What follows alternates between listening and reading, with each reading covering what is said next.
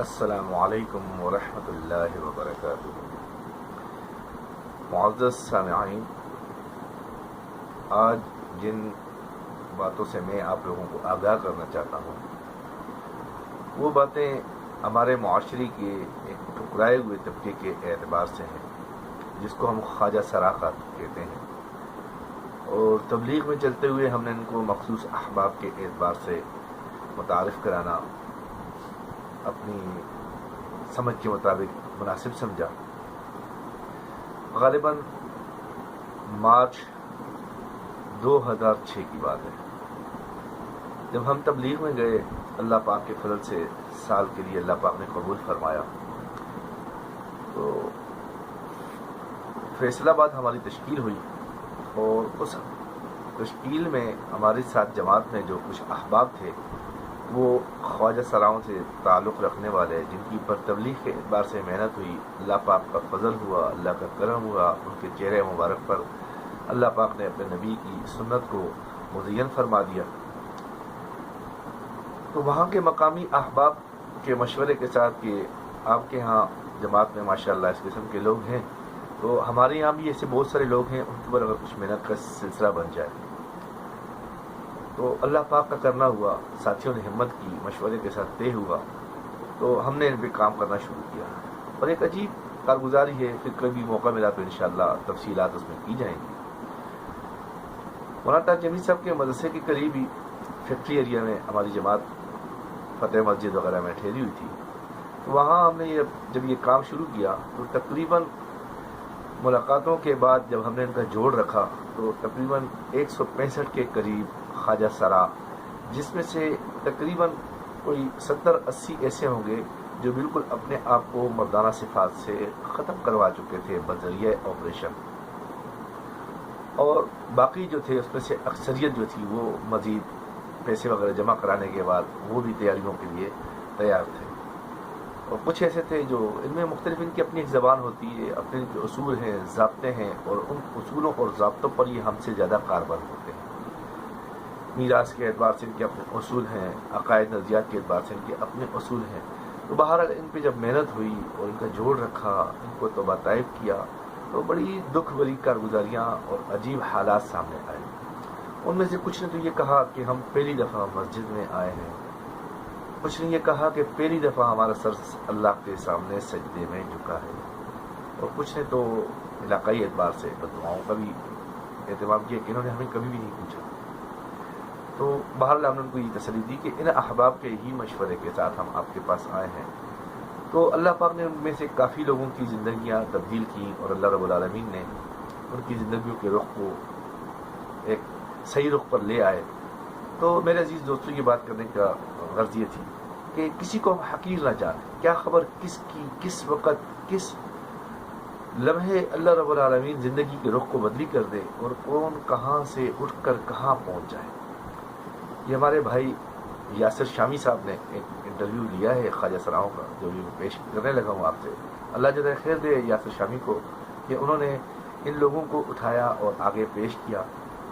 تو گزارش یہ ہے کہ اس قسم کے یا اور جو بھی لوگ ہوں، احباب ہو، کسی کو حقیر نہ جانیں، ہر ایک کے ساتھ ایک محبت والا، نبی علیہ السلام والی اخلاق کے ساتھ پیش آنا، اور ان کے ساتھ ان کے موجودہ حالات کو دیکھ کر، جیسے حضرت مولانا تاج جمیل صاحب یا ان کے مدرسے کے علماء کرام جو ہمارے پاس آیا کرتے تھے، وہ بھی ہمیں یہی ترغیب دیا کرتے تھے کہ ہمیں اس کام نے مرض سے نفرت کرنا سکھایا ہے، نہ کہ مریض سے۔ تو ہم نے مریضوں سے نفرت نہیں کی، مرض سے نفرت کی، اور پھر ان مریضوں نے ایسی محبت اور اتنی قربانی کا مظاہرہ کیا، جو کہ بھی آپ اس انٹرویو میں بھی سنیں گے۔ اور اس قسم کی کاوشوں کے لیے ہم جو کوششیں کر رہے ہیں، آپ احباب کے تعاون سے ہی ہوتا ہے۔ ترجمان اسلام چینل کے اعتبار سے ہم جو یہ خدمات پیش کر رہے ہیں، امید ہے کہ آپ اس کو خوب سبسکرائب بھی کیا کریں گے اور دوسرے احباب کو بھی بتائیں گے۔ تو آپ یہ انٹرویو سماعت فرمائیں۔ السلام علیکم ورحمۃ اللہ وبرکاتہ۔ السلام علیکم ناظرین، میں ہوں آپ کا ہوسٹ یاسر شامی، اور آپ دیکھ رہے ہیں ڈیلی پاکستان فیس بک لائیو۔ ہمیشہ کی طرح آپ کے لیے یونیک اور کچھ منفرد انداز میں ویڈیوز لے کر سامنے آتے ہیں. آج ہمارے درمیان کچھ ایسے خواجہ سرا موجود ہیں جنہیں اللہ تعالیٰ نے ہدایت بخشی, اور اللہ تعالیٰ کی ہدایت سے, اللہ تعالیٰ کی حکمت سے اب وہ تمام ناجائز کام چھوڑ کر راہ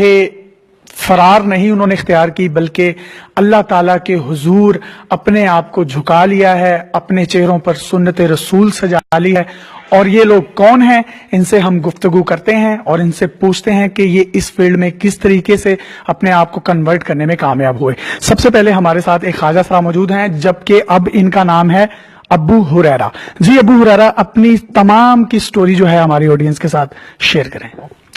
سٹوری تو یہی ہے کہ اللہ پاک نے بڑا احسان کیا, میرے اوپر بڑا کرم کیا, اللہ نے انتہائی مہربانی کی ہے کہ اللہ پاک نے مجھے خوبصورت اسلاف سے بخشا ہے.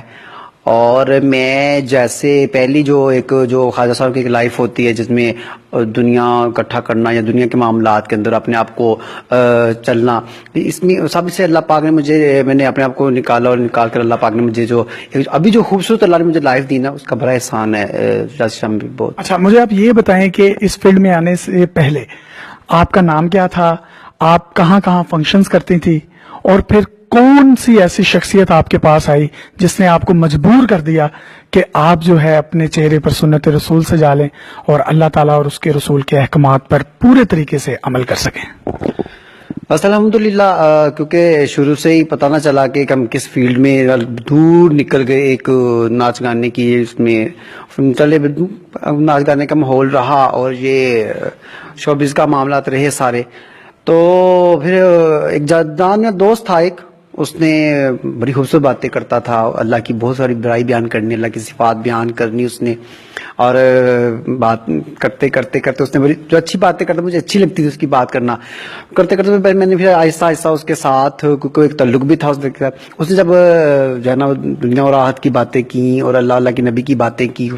تو میں نے سوچا کہ یہ اتنی خوبصورت باتیں یہ میرے اندر کیوں نہیں آ سکتی. اچھا, آپ کا نام کیا تھا اس فیلڈ میں آنے سے پہلے, یعنی کہ ریلیجیس فیلڈ میں آنے سے پہلے؟ جی, میرا نام جو پہلے تھا, اصل نام تو میرا نام محمد شہزاد تھا, اور میری جو گرو تھیں انہوں نے میرا نام بلی رکھا ہوا تھا. اور جب تبلیغ میں آئے الحمدللہ, اس میں دین کے اوپر آئے, دین کی محنت کی اور اپنے آپ کو, تو مولانا طارق جمیل صاحب, ان سے میری ملاقات ہوئی, جو پہلی ملاقات ہوئی, ان کی بڑی شفقت اور ان کا ایک نورانی چہرہ, ان سے جب باتیں ہوئیں تو ایک ساتھی جو مجھے ساتھ لے کے گئے تھے بھائی, انہوں نے کہا مولانا اس کا نام بلی ہے, تو مولانا کہا اس کا نام بلی نہیں, اس کا نام ابو ہریرہ ہونا چاہیے, یعنی بلیوں کا باپ. پھر انہوں نے مجھے بڑی شفقت دی, اللہ پاک ان کو جزائے خیر دے, اللہ پاک ان کے لیے میں برکت دے. تو اس طرح پھر میرا نام ابو ہریرہ, سارے ماشاءاللہ ساتھی جتنے. جی آڈینس, آپ کے ساتھ ایک انٹرسٹنگ بات شیئر کرتے چلیں. ان کا نام محمد شہزاد تھا, لیکن جب یہ اپنی فیلڈ میں چلی گئی, ناچ گانے والی فیلڈ میں, تو ان کی گرو تھی جنہوں نے ان کا نام بلی رکھا. اس کے بعد مولانا طارق جمیل صاحب ان کی زندگی میں آئے, جنہوں نے نہ صرف ان کی زندگی کو